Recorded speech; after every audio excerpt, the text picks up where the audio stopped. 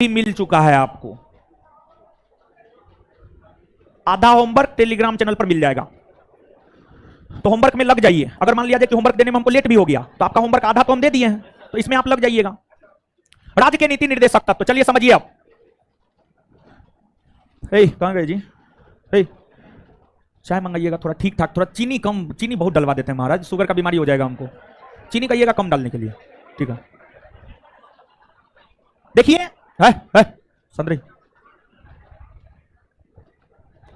क्या हो रहा है? मारेंगे, मुंह तोड़ देंगे हम। देखिए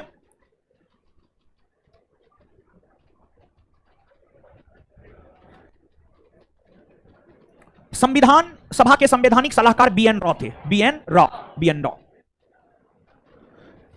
रॉ ने संविधान सभा को यह सलाह दिया कि भारत के संविधान में दो प्रकार के अधिकार होने चाहिए।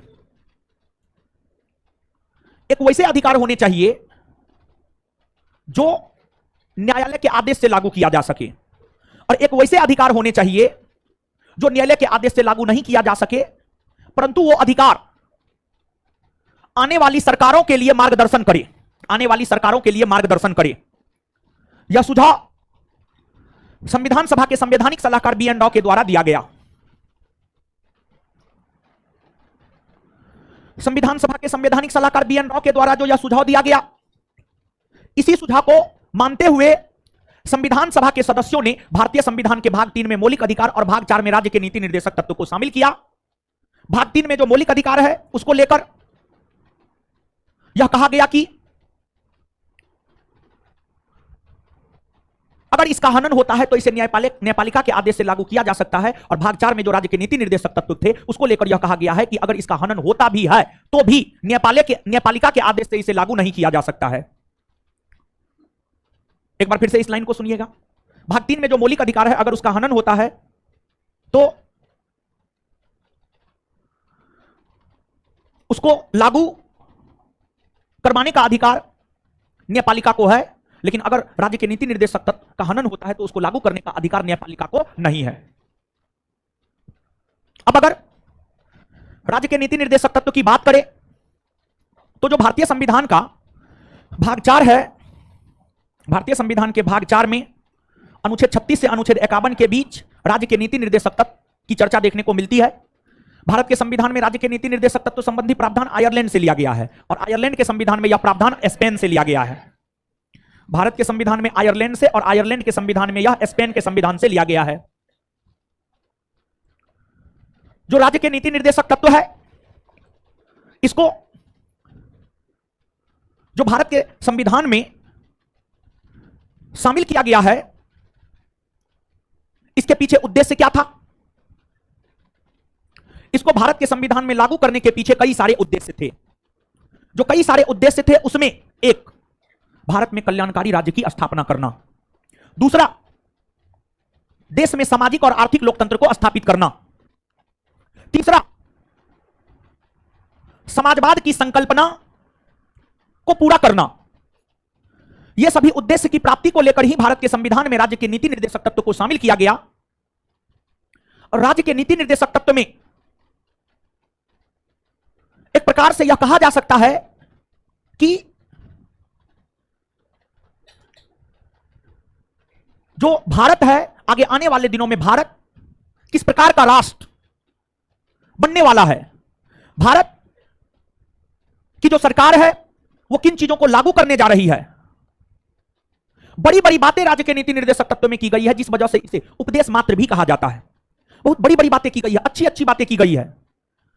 अब समझिएगा क्या अच्छी अच्छी बातें की गई है। राज्य के नीति निर्देशक तत्व में कहा गया है स्त्री और पुरुष दोनों को समान काम के लिए समान वेतन दिया जाए। यह अच्छी बात नहीं है? एकदम अच्छी बात है। राज्य के नीति निर्देशक तत्व में कहा गया है कि मादक द्रव्य, नशीले पेय पदार्थ पर प्रतिबंध लगाया जाए। यह अच्छी बात नहीं है? एकदम अच्छी बात है।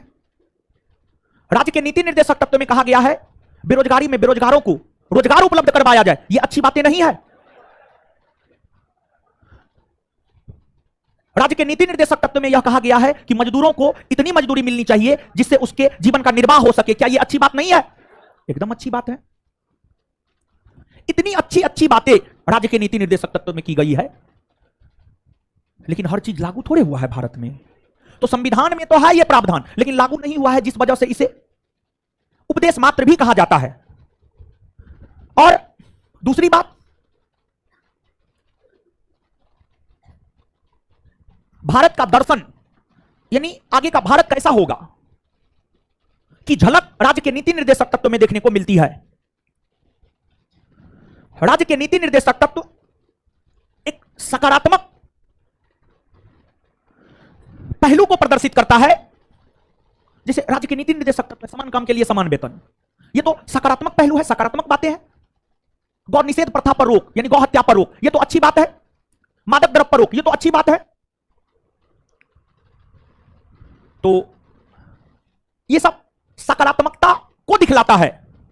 और जैसे गौ हत्या पर रोक लग रहा है, पूरे देश में लग रहा है।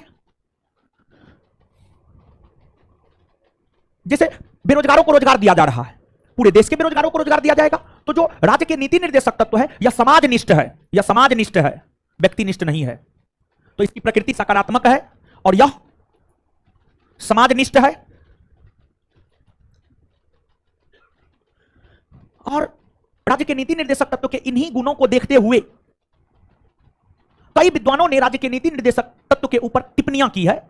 जैसे एमसी छागला ने कहा है, राज्य के नीति निर्देशक तत्व में जो प्रावधान है, अगर उस प्रावधान को भारत में लागू कर दिया जाएगा तो भारत स्वर्ग बन जाएगा। फिर ग्रेनविल ऑस्टिन ने कहा है, राज्य के नीति निर्देशक तत्व संविधान की आत्मा है। फिर केटी शाह ने कहा है, राज्य के नीति निर्देशक तत्व एक ऐसा चेक है जिसे बैंक अपने सुविधा अनुसार अदा करेगा। तो अलग अलग विद्वानों का राज्य के नीति निर्देशक तत्व पर अलग अलग राय है।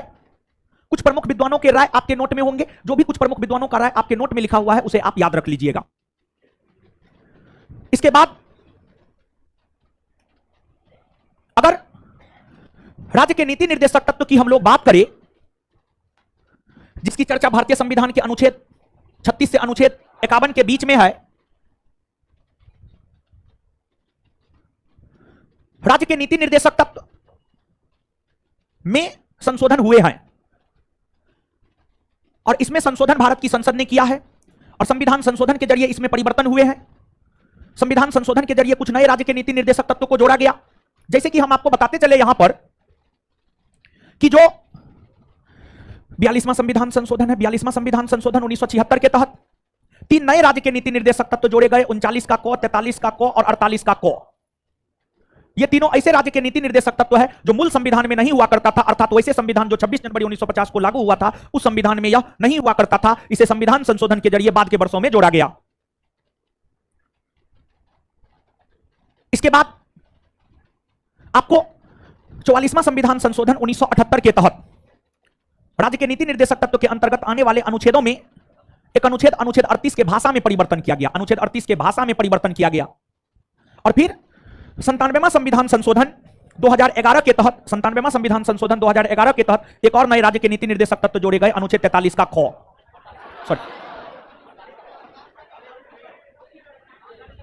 जो बता रहे हैं यहां पे आइए, नोटंकी मत कीजिए, हो सकता है टाइपिंग मिस्टेक हो, ठीक है। 42वां संविधान संशोधन के तहत 3 नए राज्य के नीति निर्देशक तत्व 39 को, 43 को, 48 को और 97वां संविधान संशोधन 2011 के तहत 43 का ख जोड़ा गया।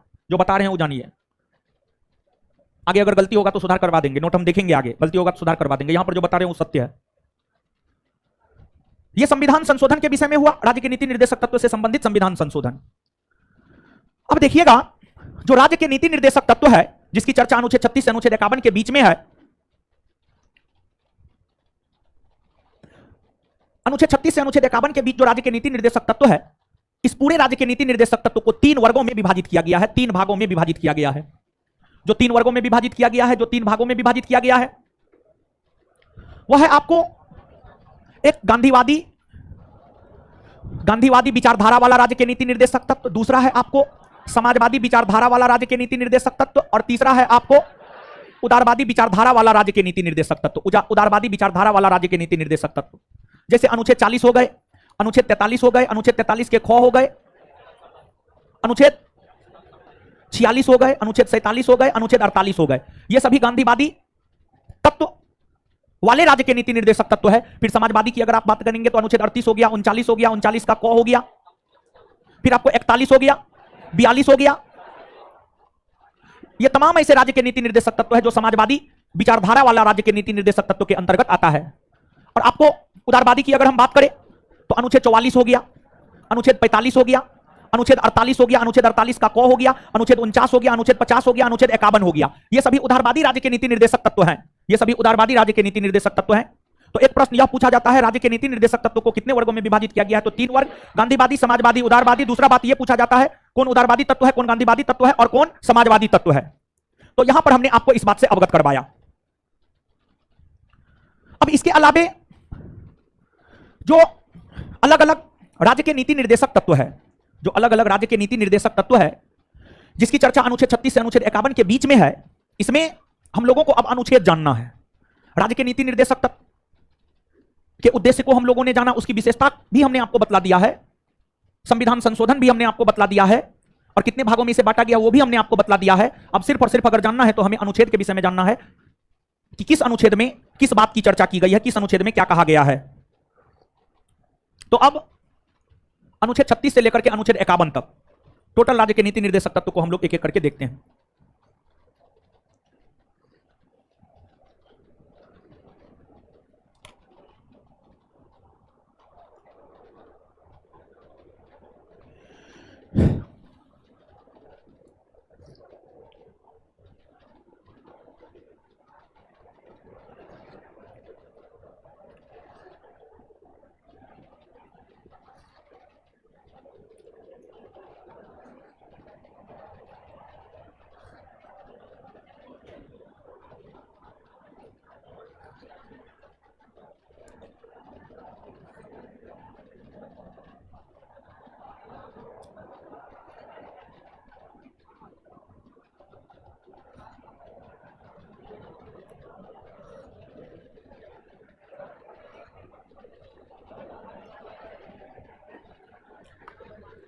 चलिए आइए अब अनुच्छेद देखते हैं।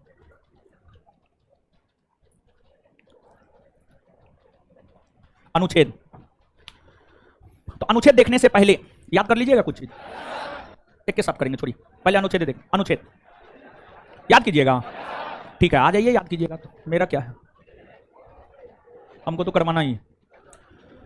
राज्य के नीति निर्देशक तत्व की चर्चा भारतीय संविधान के कौन भाग में, कौन अनुच्छेद से, कौन अनुच्छेद, किस देश से लिए गए, आयरलैंड में किस देश से, क्लियर है ये बात। इसके बाद आगे बतलाइएगा किस विद्वान ने राज्य के नीति निर्देशक तत्व को संविधान की आत्मा कहा। ग्रेनविल ऑस्टिन, ग्रेनविल किस विद्वान ने राज्य के नीति निर्देशक तत्व को संविधान की आत्मा कहा। ग्रेनविल।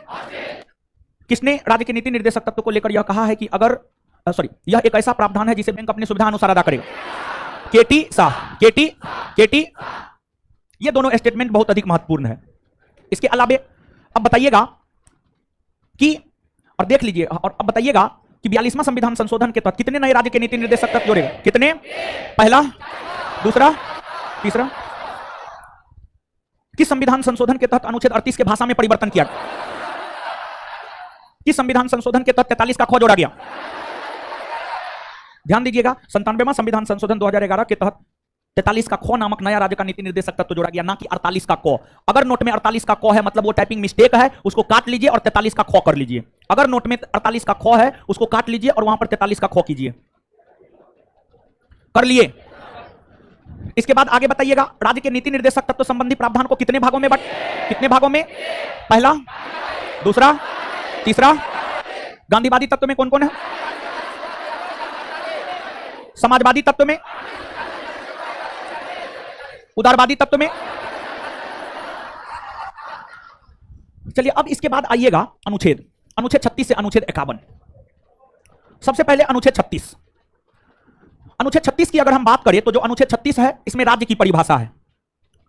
राज्य क्या है, इसको अनुच्छेद 36 में परिभाषित किया गया है और यहां पर राज्य को परिभाषित राज्य के नीति निर्देशक तत्व के संदर्भ में किया गया है। और जो राज्य की परिभाषा अनुच्छेद 12 में है वही राज्य की परिभाषा अनुच्छेद 36 में ही है, लेकिन अंतर यह है कि वहां पर राज्य को परिभाषित करते हुए अनुच्छेद 12 में मौलिक अधिकार शब्द का प्रयोग हर जगह किया गया था, और यहां पर राज्य को परिभाषित करते हुए हर जगह राज्य के नीति निर्देशक तत्व शब्द का प्रयोग किया गया। अंतर यही है और कुछ नहीं है। तो अनुच्छेद 36 में राज्य की परिभाषा है राज्य के नीति निर्देशक तत्व के संबंध में। फिर अनुच्छेद 37 की हम बात करें तो अनुच्छेद 37 यह कहता है कि राज्य के नीति निर्देशक तत्व न्यायालय में वाद योग्य नहीं है, अर्थात राज्य के नीति निर्देशक तत्व को न्यायालय के आदेश से लागू नहीं किया जा सकता है, अर्थात यह वाद योग्य नहीं है। देखिए, वाद योग्य और अवाद योग्य संविधान के वैसे प्रावधान जो न्यायपालिका के आदेश से लागू हो सकता है वह वाद योग्य है, यह माना जाएगा, और संविधान के वैसे प्रावधान जो न्यायपालिका के आदेश से लागू नहीं हो सकता है उसके विषय में यह माना जाएगा कि वह वाद योग्य नहीं है, वाद योग्य नहीं है। तो जो मौलिक अधिकार है वह वाद योग्य है क्योंकि उसे न्यायपालिका के आदेश से लागू किया जा सकता है, लेकिन जो राज्य के नीति निर्देशक तत्व है वह वाद योग्य नहीं है, अर्थात उसे न्यायपालिका के आदेश से लागू नहीं किया जा सकता है। मतलब जैसे अनुच्छेद 36 से 51 के बीच में अनुच्छेद 44 है समान नागरिक सिविल संहिता, यह राज्य के नीति निर्देशक तत्व है, इसे न्यायपालिका अपने आदेश से लागू नहीं कर सकता है क्योंकि यह राज्य के नीति निर्देशक तत्व है, इसलिए इसे न्यायपालिका अपने आदेश से लागू नहीं कर सकता है। यह प्रश्न आपके बिहार दरोगा परीक्षा का पूछा हुआ है, भारतीय एक्साइज 126 पोस्ट प्रीलिम्स का पूछा हुआ क्वेश्चन है। भारतीय संविधान का कौन अनुच्छेद यह कहता है कि राज्य के नीति निर्देशक तत्व न्यायालय में वाद योग्य नहीं है? आंसर अनुच्छेद 37। तो राज्य के नीति निर्देशक तत्व के संदर्भ में राज्य की परिभाषा कौन अनुच्छेद में है? राज्य की परिभाषा, राज्य की परिभाषा, क्या राज्य के नीति निर्देशक तत्व वाद योग्य है? नहीं ना, राज्य के नीति निर्देशक तत्व वाद योग्य नहीं है। इसकी चर्चा कौन अनुच्छेद में, कौन अनुच्छेद में है, कौन अनुच्छेद में है? अनुच्छेद 37। क्लियर है ये बात? इसके बाद अनुच्छेद 38, अनुच्छेद 38 की अगर हम बात करें, अनुच्छेद 38 यह कहता है कि राज्य लोक कल्याण में अभिवृद्धि को लेकर, अर्थात कल्याणकारी राज्य की स्थापना को लेकर सामाजिक, राजनीतिक, आर्थिक न्याय और आर्थिक लोकतंत्र को स्थापित करने का प्रयास करेगा। किताबी भाषा में इतना लंबा चौड़ा है, सीधा एक लाइन में सरल भाषा में कहे तो अनुच्छेद 38 में कल्याणकारी राज्य की स्थापना की बात की गई है, हम यह कह सकते हैं। अनुच्छेद 38 में कल्याणकारी राज्य की स्थापना की बात की गई है, सरल भाषा में कह सकते हैं। इसके बाद अनुच्छेद 39, अनुच्छेद 39 क्या कहता है? अनुच्छेद 39 की अगर आप बात करेंगे तो अनुच्छेद 39 यह कहता है राज्य अपने नीति का निर्धारण इस प्रकार करेगा ताकि राज्य के भीतर स्त्री और पुरुष दोनों को काम करने का समान अवसर प्राप्त हो, दोनों को समान काम के लिए समान वेतन मिले और धन का विकेंद्रीकरण किया जा सके, अर्थात धन का समान रूप से वितरण किया जा सके। यह सब बात अनुच्छेद 39 में है। एक बार फिर से इस बात को सुनिएगा। अनुच्छेद 39 यह कहता है कि राज्य अपने नीति का निर्धारण इस प्रकार करेगा कि राज्य के भीतर, राज्य मतलब भारत, यहां पर राज्य मतलब भारत या यहां पर राज्य मतलब बिहार भी, क्या भारत राज्य है ना? एकदम बतलाएं हम आपको। राज्य यानी भारत अपने नीति का निर्धारण ऐसे करेगा ताकि भारत के भीतर महिला हो या पुरुष दोनों को काम करने का बराबर अवसर मिले, दोनों को समान काम के लिए समान वेतन मिले।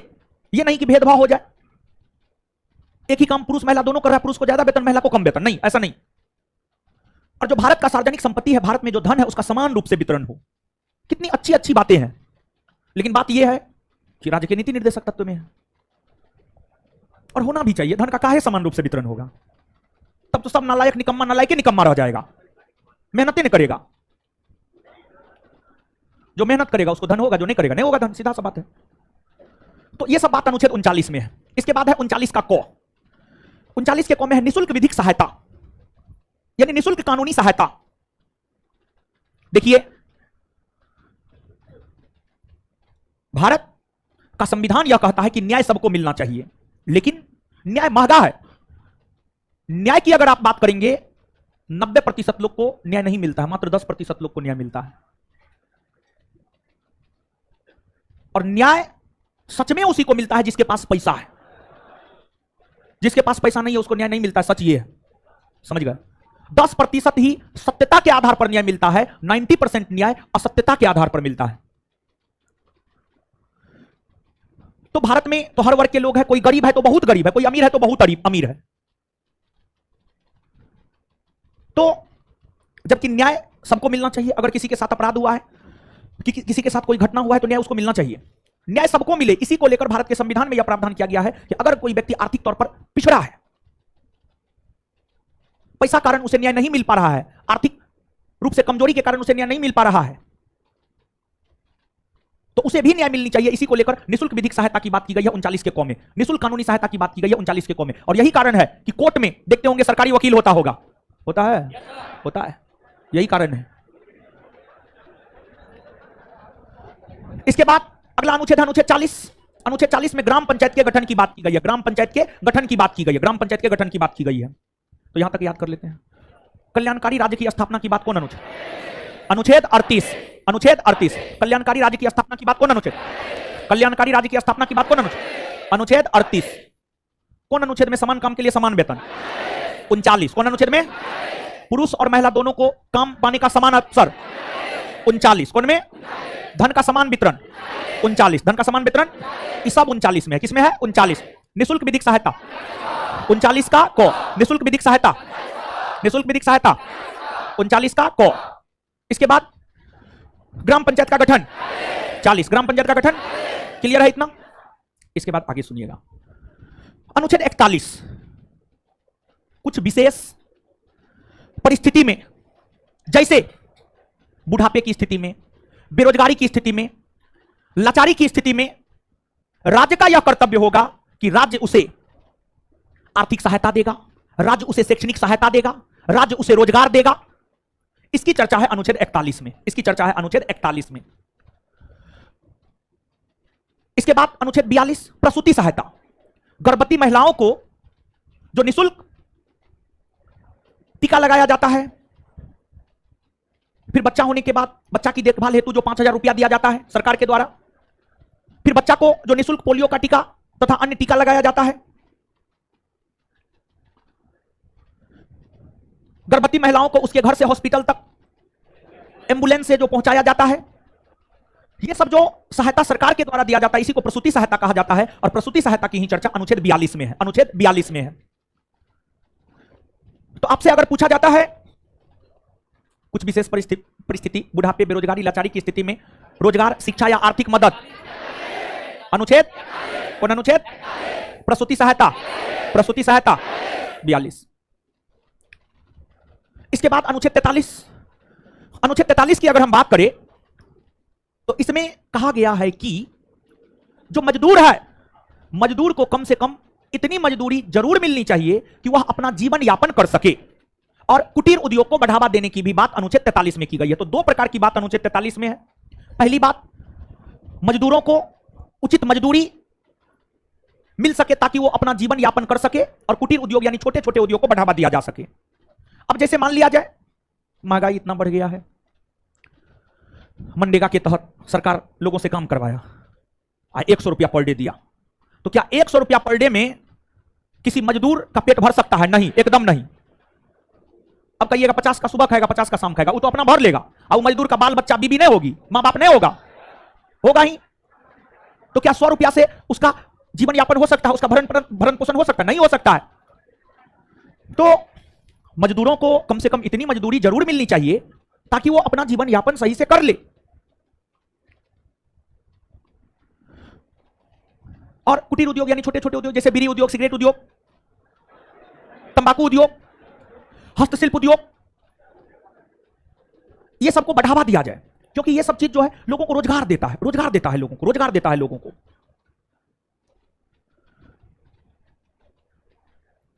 इसके बाद अनुच्छेद 43 का क, कौवा वाला क, 43 का क, अनुच्छेद 43 का क यह कहता है उद्योगों के प्रबंधन में मजदूरों की भागीदारी सुनिश्चित की जाए। मतलब इंडस्ट्री के मैनेजमेंट में मजदूरों की भी भागीदारी होनी चाहिए। मतलब अगर मान लिया जाए कोई उद्योग है, कोई इंडस्ट्री है, अब कोई उद्योगपति उस उद्योग को लगाया, वो अपने तरीका से मैनेजमेंट कर रहा है, तो कोई उद्योगपति उद्योग लगाएगा, पैसा लगाएगा, तो वो क्या चाहेगा? उस उद्योग में काम करने वाले मजदूरों से इतना काम ले कि हमें अधिक से अधिक मुनाफा हो, यही चाहेगा, हर कोई चाहेगा। कहीं भी आप प्राइवेट काम करने के लिए जाइएगा तो जो आपसे काम करवाता है वो आपका खून चूसता है, जैसे हम भी चूसते हैं स्टाफ सबका। तो प्राइवेट में अगर आप काम करते हैं तो प्राइवेट संस्थाएं यह चाहता है कि अधिक से अधिक काम करवा करके जो है मुनाफा अधिक से अधिक कमाई जा सके, लेकिन ऐसी नहीं होनी चाहिए, ऐसी नहीं होनी चाहिए। इसलिए इंडस्ट्री का जो मैनेजमेंट होता है, मैनेजमेंट हर प्रकार का निर्णय लेता है, उस निर्णय करने में मजदूरों की भी सहभागिता होनी चाहिए। कोई इंडस्ट्री अपनी मनमानी नहीं करे, मजदूरों से भी बात करे ताकि मजदूरों की मानवीय दशा की रक्षा हो सके, ताकि मजदूरों के मानवीय दशा की रक्षा हो सके। तो इसी को किताबी भाषा में कहा जाता है उद्योगों के प्रबंधन में मजदूरों की भागीदारी। इसके बाद आगे है अनुच्छेद 43 का ख। 43 के ख में सहकारी समिति की चर्चा है। अब कहिएगा सहकारी समिति क्या है? जैसे मान लिया जाए तैयारी कर रहे हैं आप लोग, मान लिया जाए नौकरी नहीं हुआ, जरूरी थोड़े कि नौकरी सबको लग जाएगा, नौकरी सबको नहीं लग सकता है, क्योंकि हर कोई त्याग ही नहीं कर सकता है। इसलिए नौकरी हर किसी को नहीं लग सकता है, क्योंकि हर कोई 10 घंटा नहीं बैठ सकता, इसलिए नौकरी हर किसी को नहीं लग सकता है।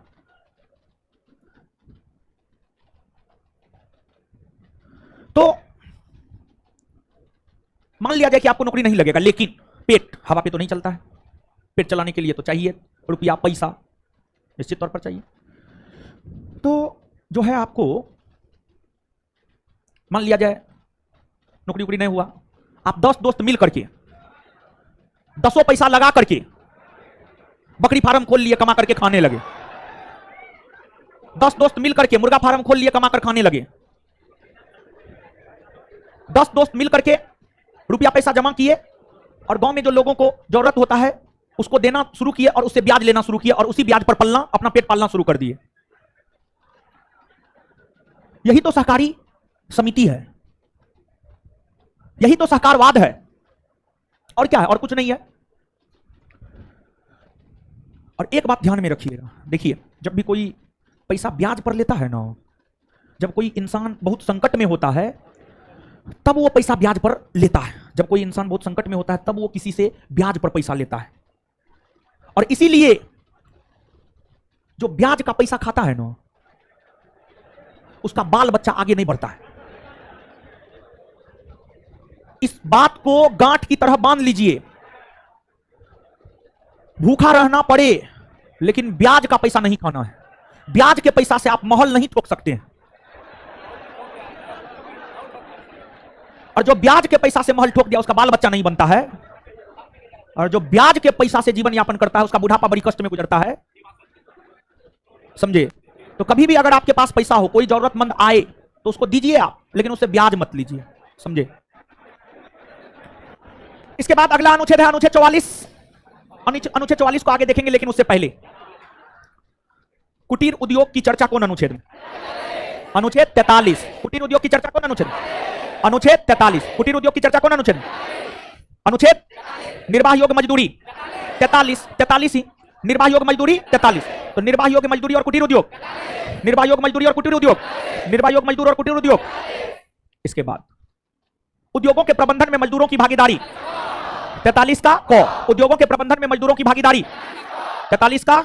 सहकारी समिति 43 का ख। सहकारी समिति 43 का ख। इसके बाद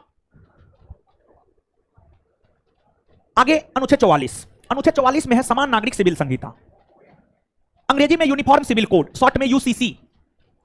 देखिए ऐसे तो यूसीसी काफी व्यापक है, लेकिन उसकी व्यापकता को हमें नहीं देखना है, क्योंकि आपको टीचर नहीं बनना है, क्योंकि आपको विद्वान नहीं बनना है, क्योंकि आपको सिर्फ परीक्षा पास करना है। इसलिए एक लाइन में अनुच्छेद 44 यानी यूसीसी यानी यूनिफॉर्म सिविल कोड की चर्चा है, और दूसरी लाइन में यह भारत का एकमात्र राज्य गोवा है जहां पर अनुच्छेद 44 अर्थात यूसीसी लागू है, अर्थात समान नागरिक सिविल संहिता लागू है।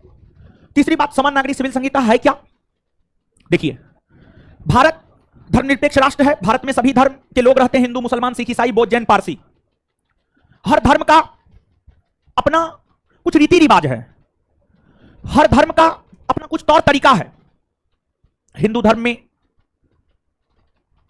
विवाह का अपना तौर तरीका है, हिंदू धर्म में अंत्येष्टि संस्कार यानी दाह संस्कार के अपना अलग तौर तरीका है, इस्लाम धर्म में विवाह के अपना अलग तौर तरीका है, इस्लाम धर्म में अंत्येष्टि संस्कार यानी दाह संस्कार अंतिम संस्कार के अपना अंतिम तौर तरीका है, ईसाई धर्म में अलग है, पारसी धर्म में अलग है, हिंदू धर्म में पैतृक संपत्ति को बंटवारे को लेकर अपना अलग रीति रिवाज है, इस्लाम धर्म में अलग है। मतलब हर धर्म का अपना अलग अलग रीति रिवाज और तौर तरीका है। जैसे हिंदू धर्म में विवाह पंडित आकर करवाता है, 72 को मंत्र पढ़ता है, सिंदूरदान करवाता है, विवाह संपन्न। इस्लाम धर्म में मौलवी या उलेमा निकाह पढ़वाता है और पूछता है कबूल है। 3 बार बोलना होता है लड़का लड़की दोनों को, कबूल है कबूल है कबूल है, समझिए 3 बार। फिर आपको हिंदू धर्म में मृत्यु के बाद आग में जला दिया जाता है, इस्लाम धर्म में मिट्टी में दफना दिया जाता है, पारसी धर्म में मृत्यु के बाद सबको ऊंचा स्थल पर छोड़ दिया जाता है, उसको जो है कौवा चील बाद सब नोच नोच कर खाता है, फिर बचे हुए उसके अस्थि कलश को जो है दफना दिया जाता है। तो हर धर्म का जो अपना रीति रिवाज अपना तौर तरीका है, इस सब को खत्म कर दे, सबको खत्म कर दे, सबको टोटल चीज। और सभी धर्मों के लिए सिर्फ एक विवाह की पद्धति हो, सिर्फ एक अंतिम संस्कार की पद्धति हो, उत्तराधिकारी के सिर्फ एक नियम हो। इसी को समान नागरिक सिविल संहिता कहा जाता है। अर्थात संक्षेपित करें, सभी धर्मों के लिए एक समान नियम कानून ही समान नागरिक सिविल संहिता कहलाता है। गोवा में यह चीज लागू है। खैर हमको लगता है, खैर कोई भी सरकार इसको लागू कर सकता है, लेकिन हमको लगता है अगर भारत की खूबसूरती को बनाकर रखना है तो हमको लगता है लागू नहीं करना चाहिए। खैर इसके सकारात्मक और नकारात्मक दोनों पहलू हैं, इसके सकारात्मक नकारात्मक दोनों पहलू है। खैर वो दोनों पहलू में हम लोगों को जाना नहीं है, परंतु भारत जिस प्रकार की विविधता वाला देश रहा है और भारत अपनी विविधताओं के कारण ही जाना जाता है, तो हमको लगता है कि लागू नहीं करना चाहिए। खैर सरकार का मन है, अब जो करे। सबका अपना अपना सोच होता है, सबका अपना अपना सोचने का नजरिया होता है, तरीका होता है। इसके बाद अगला अनुच्छेद है अनुच्छेद 45। अनुच्छेद 45 से पहले बताइए समान नागरिक सिविल संहिता कौन अनुच्छेद में? अनुच्छेद 44। समान नागरिक सिविल संहिता कौन अनुच्छेद में? भारत का एकमात्र राज्य जहां अनुच्छेद 44 लागू है, कौन है? इसके बाद अगला अनुच्छेद है अनुच्छेद 45। अनुच्छेद 45 की अगर हम बात करें तो उसमें कहा गया 6 वर्ष से कम उम्र के बच्चों की देखरेख और उसे शिक्षा, 6 वर्ष से कम उम्र के बच्चों की देखरेख और उसे शिक्षा उपलब्ध करवाई जाए। आप जो अपने गांव में, अपने टोला मोहल्ला में आंगनबाड़ी केंद्र देखते हैं, जहां पर छोटे छोटे बच्चा जाते हैं, खिचड़ी खाते हैं, आंगनबाड़ी सेविका और सहायिका से अपना लार पोंछवाते हैं, अपना नेता पोंछवाते हैं। ये जो आंगनबाड़ी की व्यवस्था है, ये अनुच्छेद 45 को प्रासंगिक बनाने के लिए ही लागू किए गए हैं। अनुच्छेद 45 को लागू करने के लिए ही आंगनबाड़ी की व्यवस्था की गई है। इसके बाद अगला अनुच्छेद है अनुच्छेद 46। देखिए, जो अनुसूचित जाति है या अनुसूचित जनजाति है तथा अन्य दुर्बल वर्ग के लोग, एससी एसटी और अन्य दुर्बल वर्ग के लोग जो आर्थिक और शैक्षणिक तौर पर पिछड़े हुए हैं, उन्हें राज्य के द्वारा मदद किया जाएगा। यह बात अनुच्छेद 46 में की गई है। एससी एसटी तथा अन्य दुर्बल वर्ग के लोगों को शैक्षणिक और आर्थिक मदद राज्य के द्वारा किया जाएगा, यह प्रावधान अनुच्छेद 46 में किया गया है। इसके बाद आगे है अनुच्छेद 47। लोगों के जीवन स्तर को ऊंचा उठाने, उसके पोषाहार स्तर को बेहतर बनाने, लोक स्वास्थ्य में अभिवृद्धि तथा मादक द्रव्य या मादक पेय पदार्थ के ऊपर रोक, ये तमाम बातों की चर्चा अनुच्छेद 47 में है। फिर अनुच्छेद 48 कृषि और पशुपालन। कृषि और पशुपालन को उन्नत बनाने को लेकर राज्य प्रयास करेगा,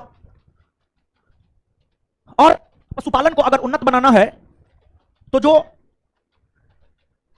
दुधारू पशु है उसकी हत्या पर रोक लगाना पड़ेगा। इसलिए गौ हत्या पर जो प्रतिबंध लगाया जाता है वो अनुच्छेद 48 के तहत ही लगाया जाता है। और इससे पहले जो शराबबंदी कानून लागू की जाती है अनुच्छेद 47 के तहत ही लागू की जाती है। जैसे अपने बिहार में शराबबंदी कानून लागू है अनुच्छेद 47 के तहत, क्योंकि अनुच्छेद 47 मादक द्रव्यों के रोक की बात करता है, अर्थात नशीले पेय पदार्थ की रोक की बात करता है। हमारे मुख्यमंत्री श्री नीतीश जी के द्वारा जो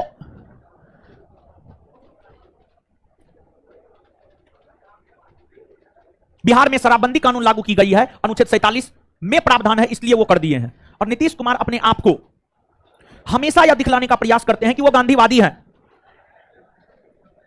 लेकिन है नहीं, क्योंकि गांधी जी पद के भूखे नहीं थे, नीतीश कुमार पद के भूखे हैं।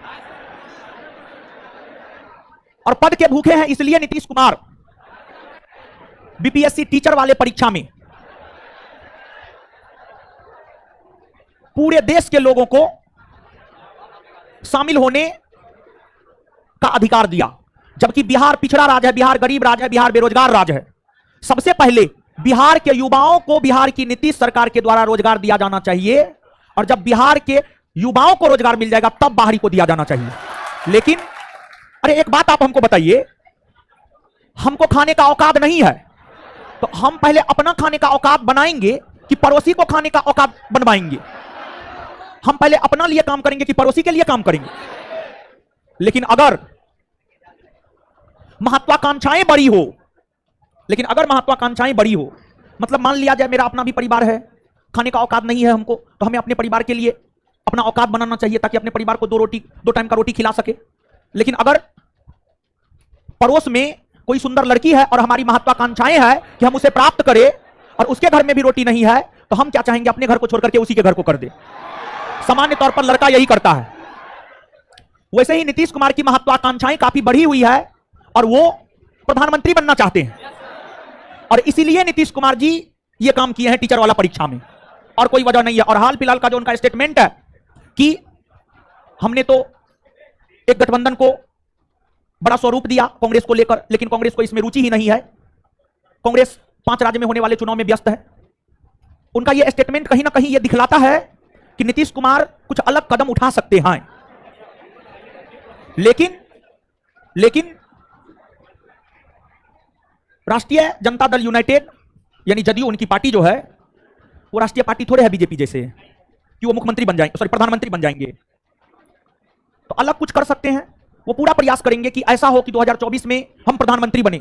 ये नीतीश जी की अंदर की इच्छा है, अंतरात्मा की इच्छा है,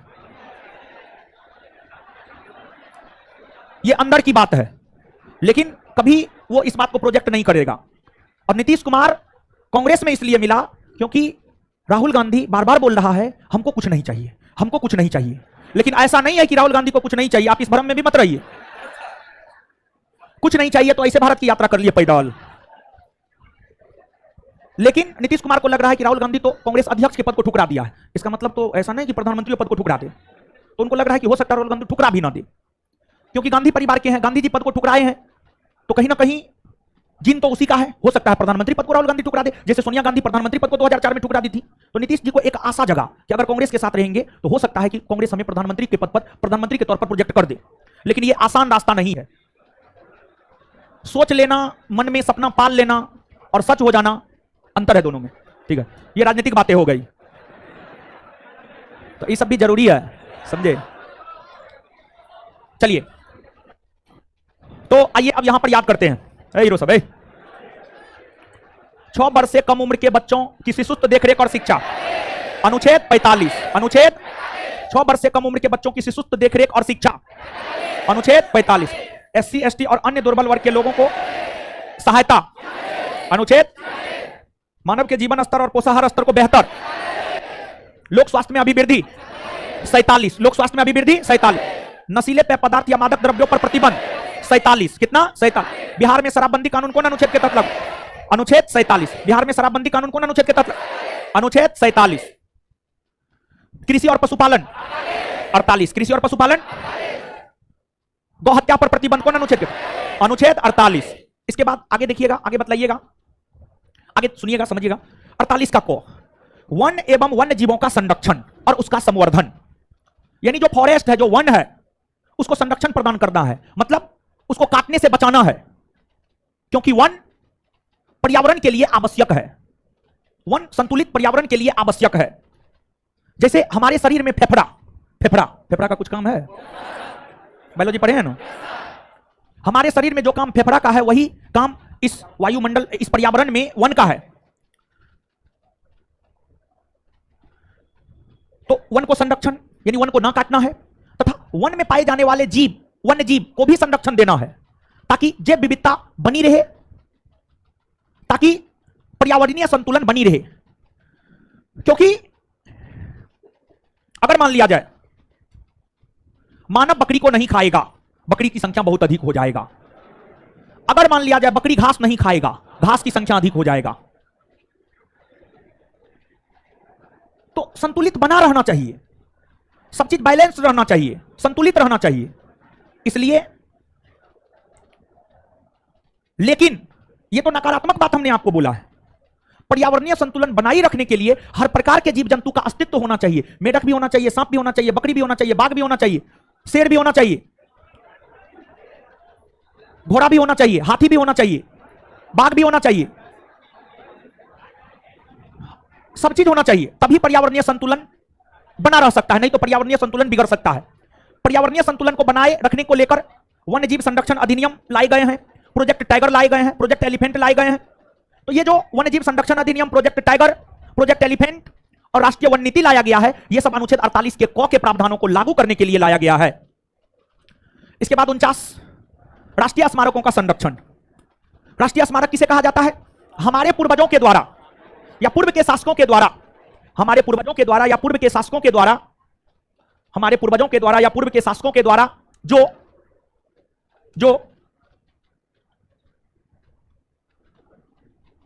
भवन, स्मारक, मंदिर, मस्जिद, मकबरा बनवाए गए हैं, उसी को स्मारक कहा जाता है। जैसे गोलघर, पटना का गोलघर, आगरा का ताजमहल, दिल्ली का जामा मस्जिद, दिल्ली का लाल किला, यही सब प्राचीन स्मारक है।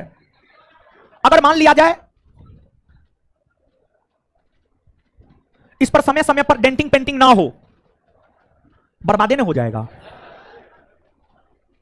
तो जो प्राचीन स्मारक है उसको संरक्षण दिया जाए ताकि हमारे पूर्वजों की पहचान बनी रहे। और वहां से सरकार को पैसा आता है, लाल किला घूमने के लिए जाइएगा। देखिए, इससे प्राचीन स्मारकों को संरक्षण देने से पर्यटन को बढ़ावा मिलता है और पर्यटन रोजगार देता है। पर्यटन कैसे रोजगार देता है? मान लिया जाए कोई विदेशी घूमने के लिए आया, होटल में रहेगा, होटल खुलेगा, होटल वाला जो होटल खोलेगा उसको रोजगार मिला, होटल में 5-10 लोग को रखेगा उसको रोजगार मिला, अब आया तो वो खाएगा भी, खाना वाला होटल खुलेगा, तो ये सब रोजगार मिलता है। तो अच्छी बात है, ये सब बड़ी सुंदर सुंदर बातें हैं राज्य के नीति निर्देशक तत्व में। इसके बाद अनुच्छेद 50 कार्यपालिका का न्यायपालिका से पृथककरण। इसके बाद अनुच्छेद 51, अनुच्छेद 51 में है अंतरराष्ट्रीय शांति को बढ़ावा देने की बात की गई है। अनुच्छेद 51 में अंतरराष्ट्रीय शांति को बढ़ावा देने की बात की गई है। जैसे भारत पाकिस्तान, भारत चीन के बीच जो विवाद होता है, इस प्रकार का विवाद ना हो, बल्कि सरकार हमेशा शांति को बढ़ावा देने का प्रयास करे। जैसे पंचशील समझौता भारत और चीन के बीच, ताशकंद समझौता भारत और पाकिस्तान के बीच शांति कायम करने के लिए ही हुए हैं और ये सब अनुच्छेद 51 को प्रासंगिक बनाने के लिए ही हुए हैं। इसके अलावे अनुच्छेद 36 से 51 तक तो राज्य के नीति निर्देशक तत्व है ही, साथ ही साथ भारतीय संविधान के कुछ और अनुच्छेद है जिसमें राज्य के नीति निर्देशक तत्व की चर्चा है। जैसे अनुच्छेद 335, अनुच्छेद 350 का क और अनुच्छेद 351। अनुच्छेद 335 यह कहता है SC ST समुदाय के लोग सरकार के अधीन नौकरी में अपना दावा ठोक सकता है। SC ST समुदाय के लोग सरकार के अधीन नियुक्ति या नियोजन में अपना दावा ठोक सकता है। यह बात अनुच्छेद 335। 350 के क में प्राथमिक स्तर पर बच्चों को मातृभाषा में शिक्षा दी जाएगी, 350 का क। 351 हिंदी भाषा के विकास को लेकर प्रोत्साहन दिया जाना, 351। ये तीनों भी राज्य के नीति निर्देशक तत्व है जो भारतीय संविधान के भाग 4 से बाहर के राज्य के नीति निर्देशक तत्व है। इसको भी याद रखिएगा, आपसे पूछा जाता है भारतीय संविधान के भाग 4 के बाहर के राज्य के नीति निर्देशक तत्व कौन कौन है। तो अनुच्छेद 335, 350 का ख, कौवा वाला क और 351। क्लियर है ये बात? आइए, वन एवं वन जीवों का संरक्षण कौन अनुच्छेद में? 48 का क। वन एवं वन जीवों का संरक्षण कौन अनुच्छेद में? 48 का। राष्ट्रीय स्मारकों को संरक्षण 49। राष्ट्रीय स्मारकों को संरक्षण 49। कार्यपालिका का न्यायपालिका से पृथककरण 50। कार्यपालिका का न्यायपालिका से पृथककरण 50। अच्छा, अंतरराष्ट्रीय शांति को बढ़ावा दे अनुच्छेद। अच्छा, एक बात बताइए, अब स्टैंडर्ड लेवल का क्वेश्चन हो सभास में, वन्य जीव संरक्षण अधिनियम किस अनुच्छेद को प्रासंगिक बनाने के लिए लागू किया गया? 48 का क। राष्ट्रीय वन नीति किस अनुच्छेद के तहत बनाई गई? 48 का क। पंचशील समझौता किस अनुच्छेद के कारण हुए? अनुच्छेद 51। अनुच्छेद ताजमहल को सरकार के द्वारा संरक्षण दिया जाता है कौन अनुच्छेद के कारण? अनुच्छेद 49। गौ हत्या पर प्रतिबंध 48। शराब पर प्रतिबंध, एससी एसटी समुदाय के लोगों को या फिर आर्थिक रूप से और शैक्षणिक रूप से पिछड़े लोगों को है तो क्वेश्चन बोलने नहीं देते हैं। याद हुआ सब अनुच्छेद? क्लियर है? अनुच्छेद याद हुआ? करवा दिए? करवा दिए? चलिए आगे। क्या भाग 4 के बाहर भी राज्य के नीति निर्देशक तत्व हैं? हाँ या ना? हाँ ना? हाँ है। कौन कौन अनुच्छेद में? 335, 350 का क और 351। क्लियर? इसके बाद अगला एक छोटा सा टॉपिक है मौलिक कर्तव्य।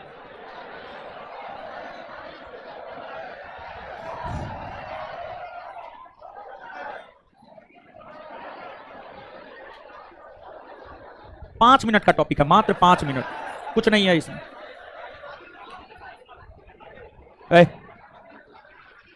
हट, शांत रहिए।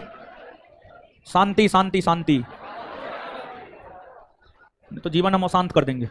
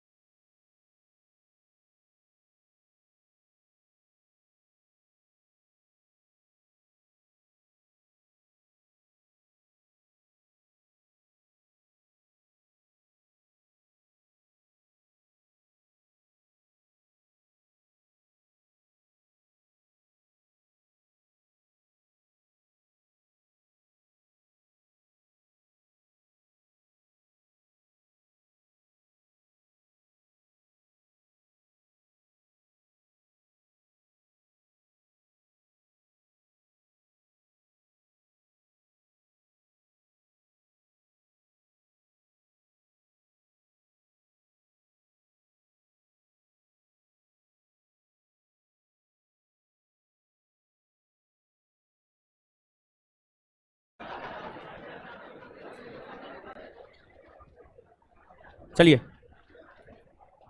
मौलिक सॉरी राज्य के नीति निर्देशक तत्व में कुछ लिखाना भी है, सब चीज लिखा हुआ है, सब चीज है, दीजिए दीजिए। तब तो बढ़िया बात है, तो सुंदर बात है। सिस्टम में रहिए, समझे?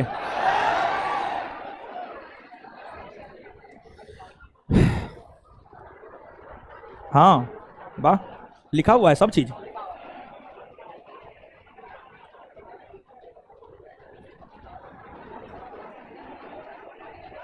लेकिन फिर भी कुछ नहीं है। देखिए, कभी कताल जो है राज्य के नीति निर्देशक तत्व और मौलिक अधिकार में अंतर आपसे पूछ लिए जाते हैं परीक्षा में। तो दोनों में जो अंतर है ना, वो हम बोर्ड पे एक तरफ से लिख रहे हैं, हम मुंह नहीं देखना, उसको छाप लेना है, बिना मुंह बंद किए, मुंह बंद करके छाप लेना।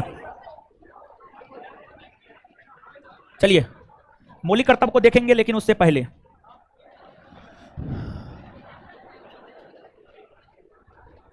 देखिए, जानते हैं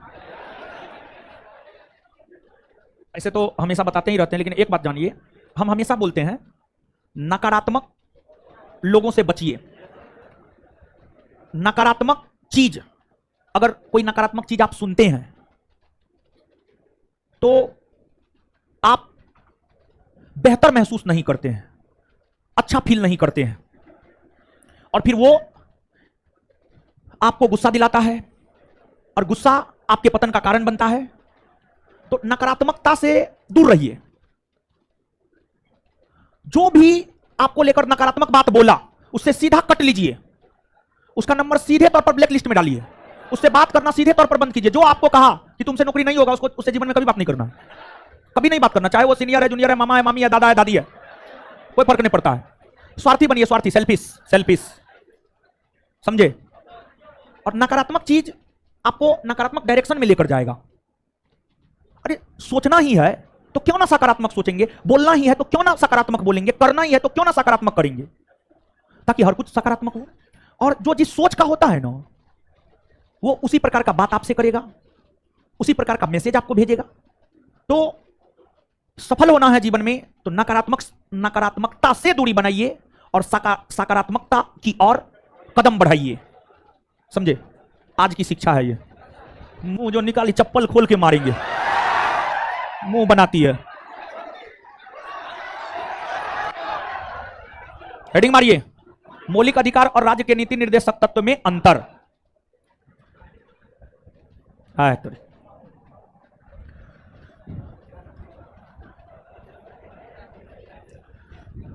मौलिक अधिकार और राज्य के नीति निर्देशक तत्व में अंतर। चलिए, मौलिक अधिकार, राज्य के नीति निर्देशक तत्व, डीपीएसपी लिख देते हैं शॉर्ट में, डीपीएसपी।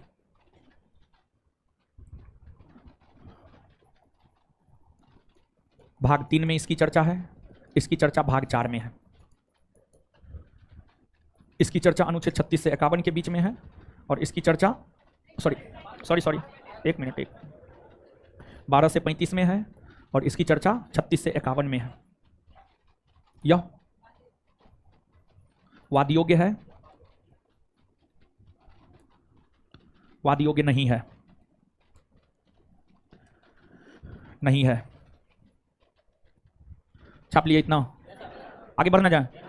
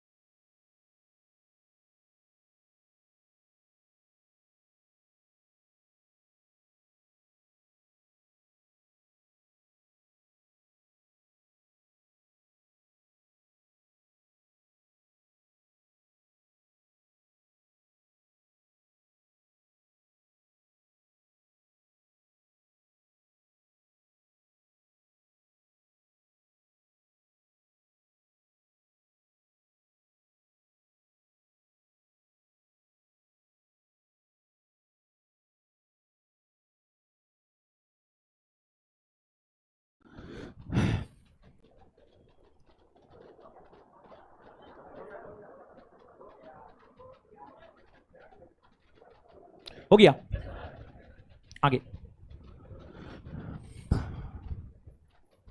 सकारात्मक है ये नकारात्मक है। सॉरी, एक मिनट बात,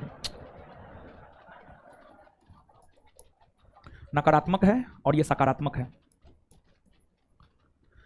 इसके बाद ये व्यक्तिनिष्ठ है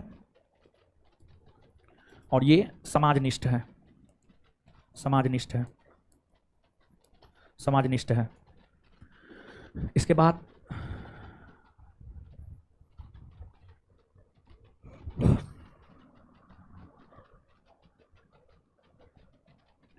राज्य की शक्ति को सीमित करता है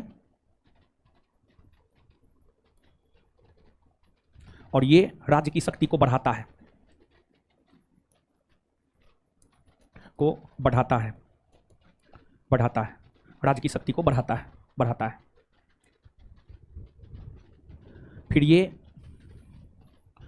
राजनीतिक लोकतंत्र को स्थापित करता है, राजनीतिक लोकतंत्र को स्थापित करता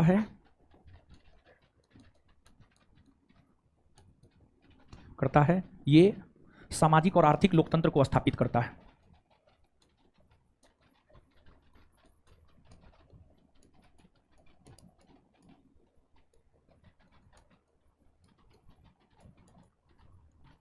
सामाजिक और आर्थिक लोकतंत्र को स्थापित करता है, यही अंतर है। तो कहाँ थे आप, जवाब नहीं दिए? इतना दिन से नजर काहे ना आ रहे थे? ऑनलाइन कर रहे थे? हैं? घर गए थे? कहाँ है घर आपका? हैं? नालंदा? ओ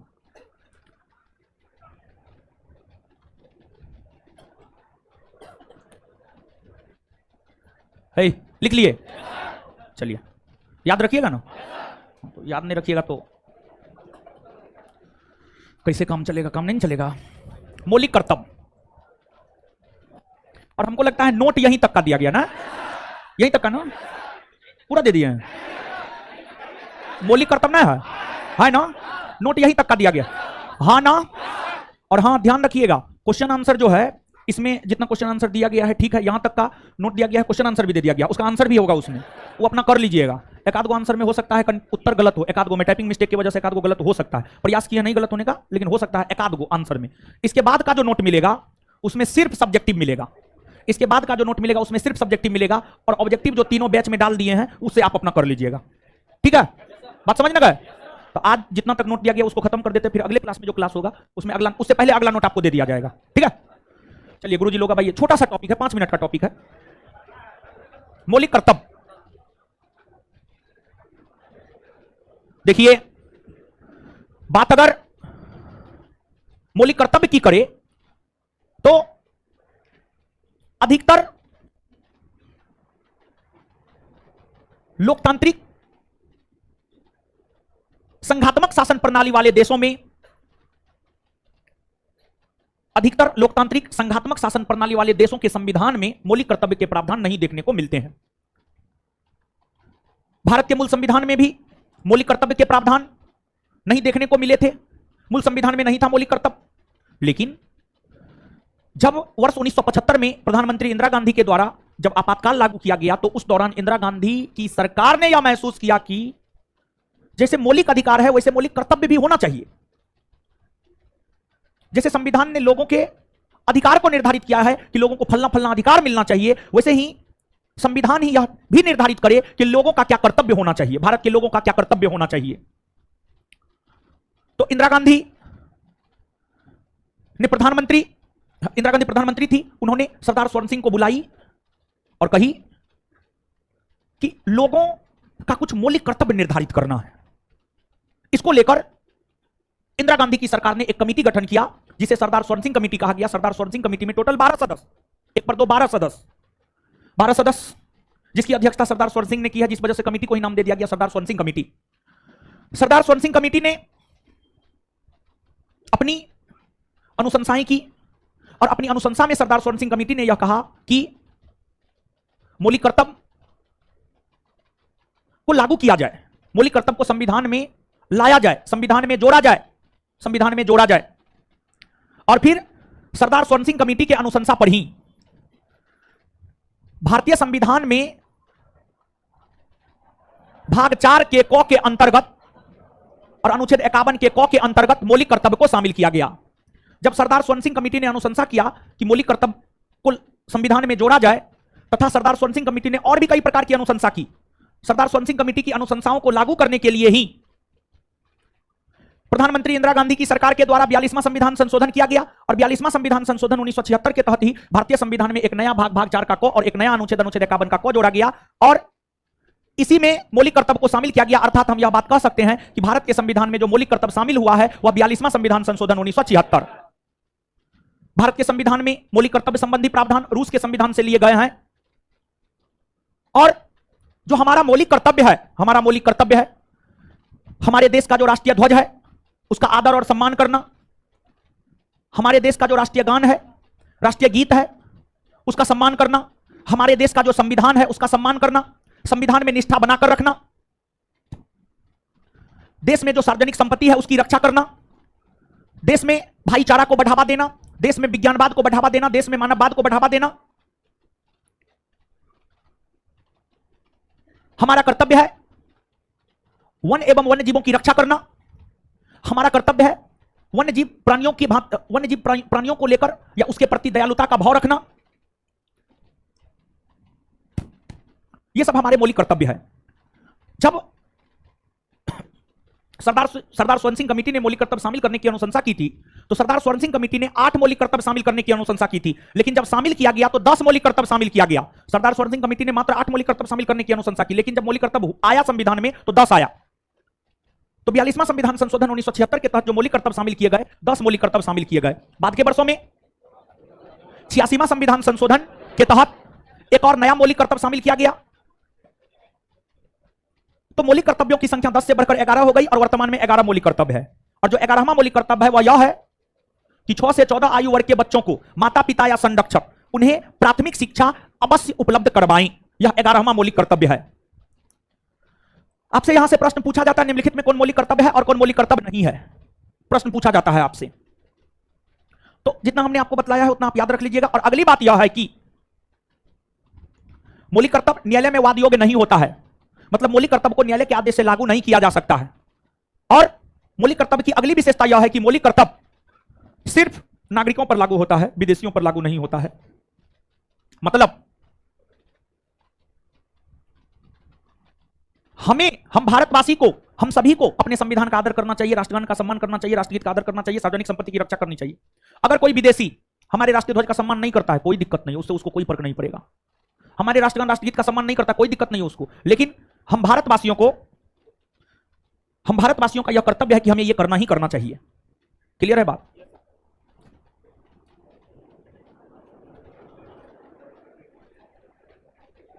चलिए, है ठीक है, हो गया। चलिए बताइए, क्या मूल संविधान में मौलिक कर्तव्य था? कौन कमेटी की अनुशंसा पर शामिल किया गया? सरदार स्वर्ण सिंह कमेटी। किस संविधान संशोधन के तहत शामिल हुआ? किस भाग में है? किस अनुच्छेद में है? कौन देश से लिया गया? जब शामिल हुआ था तो कितने मौलिक कर्तव्य? वर्तमान में 11वां मौलिक कर्तव्य किस संविधान संशोधन के तहत जोड़ा गया?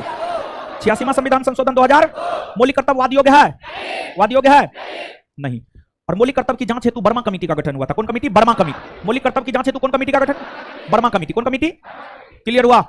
जितना तक नोट दे दिए हैं उतना खत्म हो गया। इससे आगे अगले क्लास में पढ़ेंगे पॉलिटी, उससे आगे नोट मिल जाएगा, मारेंगे मुंह तोड़ देंगे। रुकिएगा, यहां तक का ऑब्जेक्टिव सब्जेक्टिव सब बैच में दिया गया, पता है ना आपको? और ऑब्जेक्टिव का आंसर है ना, यहां तक आंसर है ना जी, तो आंसर कर लीजिएगा। ऑब्जेक्टिव नहीं कर पाएंगे, ऑब्जेक्टिव हम नहीं कर पाएंगे। ऑब्जेक्टिव जो डाले हैं 400 प्लस क्वेश्चन वही आपको करना होगा, वो आप अपना कर लीजिएगा। और आधा होमवर्क दे दिए हैं, आधा होमवर्क रात में हम भेज देंगे, तो होमवर्क में आप अपना लग जाइए, समझे? और सब बढ़िया, मजे में है? लड़की लोग निकलिए इधर से, लड़का लोग इधर से। धन्यवाद सभी लोगों का।